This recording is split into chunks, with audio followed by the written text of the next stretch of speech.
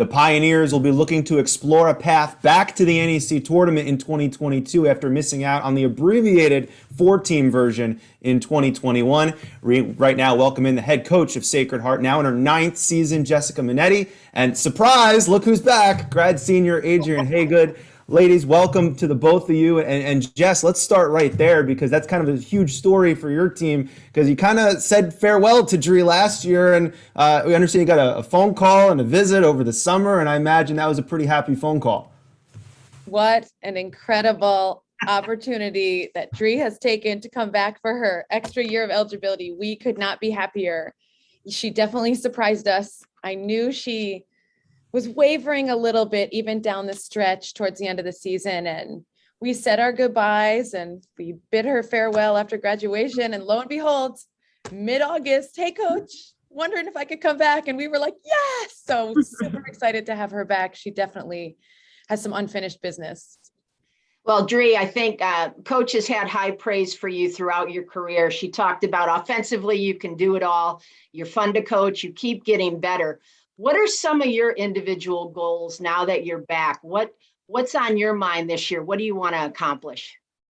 Definitely to win the championship, because in my 4 years, we haven't actually reached that goal. So that's definitely the number one goal. And definitely being a better leader on the court specifically, and just being a little bit more vocal than I have in the past. And definitely staying aggressive and realizing that it is finally my last year and giving it everything I have. Finally, your last year after going through all those senior day celebrations, and I know coach is happy to have you back. Coach, that sounds like she's got a good plan. And I know you had a plan when you put this non-conference schedule together. We read about it, that you're excited about it, different teams, different levels of play. Kind of talk to us about the strategy and what you're anticipating with that non-conference preparation. Good to see you, Pam, by the way. It's been a while. But yeah, that's a great question about the strategy of our non-conference schedule.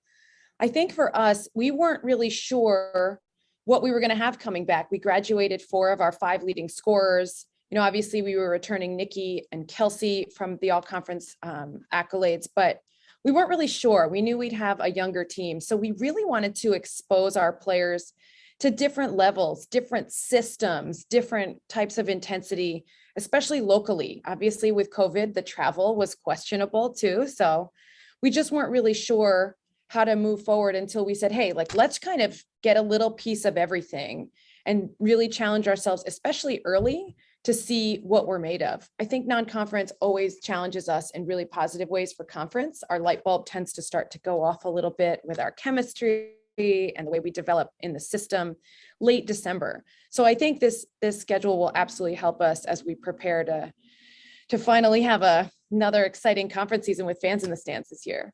Absolutely. And coach, you mentioned some of the key players that you have returning, but Olivia Tucker, Asia McCray, both coming back from injuries. How does that factor into the depth that you guys have on your team? Without giving too much away, we are super excited about them. They have been practicing really well.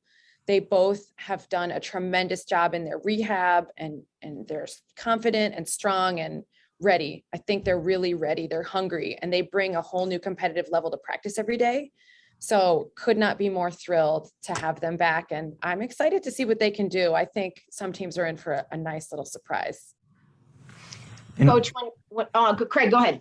I was just going to ask Dree, Candace Leatherwood now on the coaching staff for Sacred Heart, and Dree, she's one of your former teammates, so you know her quite well. What perspective does she provide, and now that she's coaching you? I feel like she provides the best perspective along with Coach Minetti, because she actually has been out there, played, and knows what Coach Minetti wants and what she wants from our players specifically. And she's played with a few of us on the team. So I feel like she knows us very well and how we can play and what Minetti expects from us. So I feel like having her on the coaching staff is amazing. And I feel like she provides very good information and she can help. And it's nice to see her there. It's always great to see her in the gym now. All right now let's bring in Dan Gardella. He's ready to fire up some more questions.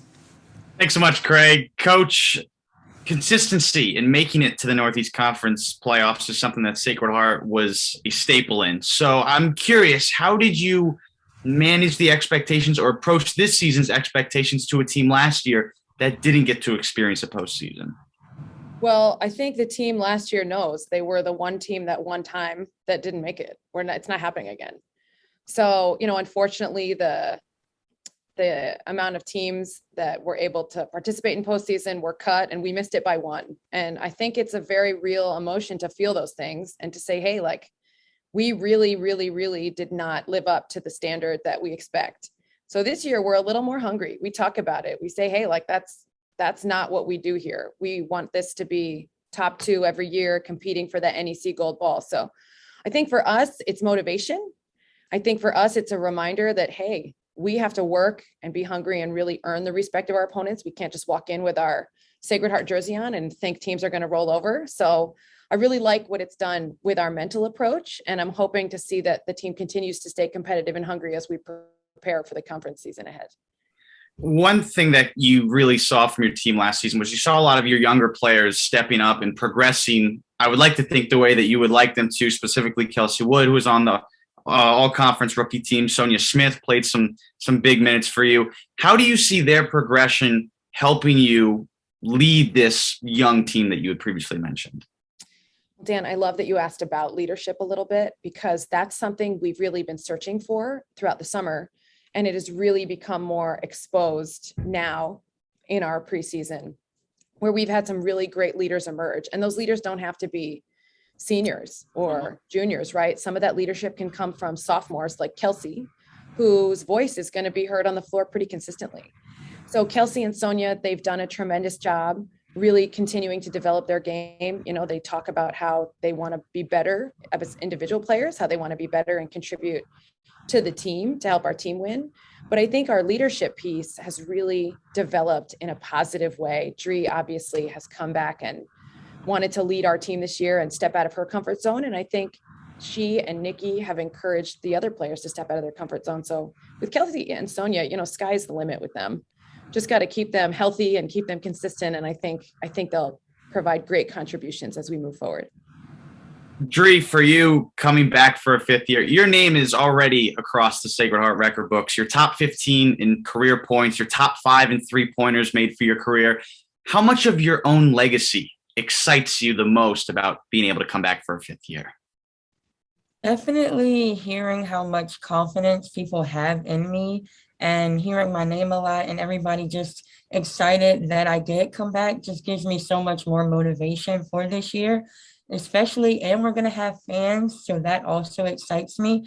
And because I do want to be more of a leader and having a semi-young team, I want to just, some of them haven't played with me, so I just want to show them like the player I can be for my team and just stay motivated for this year and try to win the championship. All right, well, Dree, before we say goodbye, we have the impossible question that we've been asking all the student athletes here. We want to know how many combined 3-point field goals were made by players in the Northeast Conference last year. And a hint, Sacred Heart had 99 3-point field goals, and that was just one team. So give us a number and we'll see who gets closest. You said Sacred Heart had 99? Yes. I would say, I don't want to be too off the mark here, but if I was to make an educated guess, I would say around 410. Okay, she actually thought about that pretty logically, so we'll see how close Dree gets at the end of the show. Jess Minetti, Adrian Haygood, best of luck to you and the Pioneers this season. Thanks for joining us. Guys, good luck. Thank you. That was Jess Minetti and Adrian Haygood from Sacred Heart. More interviews are coming up right after this. It's NEC Women's Basketball Media Day presented by the Franklin Group here on ESPN3 and NEC Front Row.